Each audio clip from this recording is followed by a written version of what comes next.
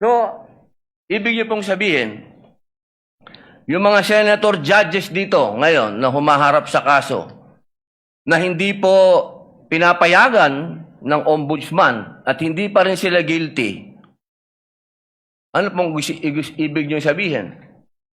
Your Honor, with all due respect, ang question niyo po kanina ay kaugnay ng pagtistigo.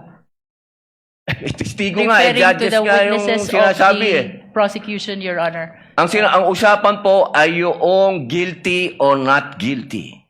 Okay? So, tatanong na po ako ng bago. Pwede po ba? May I be clarified, Your Honor, on your last question about the senator you said are facing cases?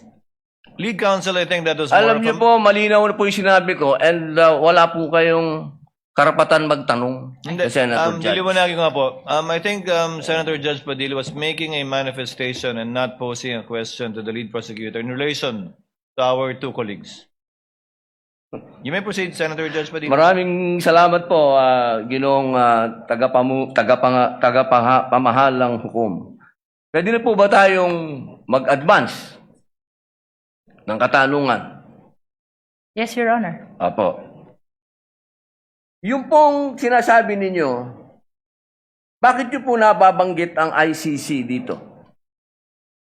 Ano po ang kinalaman ng ICC dito sa ating pagdinig? With all due respect, Honorable Senator Judge Robin Padilla, kagaya po ng nabanggit ko na, at marahil panglima ng banggit ng presiding officer, nabanggit po ang ICC, kaugnay ng affidavit ni Las Cañas, na ipirinisinta po ng prosecution bilang bahagi lamang ng testimonya ng witness at bilang bahagi ng naging investigasyon ng Special Task Force ng NBI. Maraming salamat po. Senator Judge Padilla will please wind up. You can Opo. avail of a second round if you wish. Opo. Maraming salamat po. So, ibig pong sabihin, malinaw, na kanina sinabi natin na What is the hindi pleasure siya... of, with the permission of Senator Judge and indulgence of Senator Judge Padilla, what is the pleasure of Senator Judge Rafi Tulfo?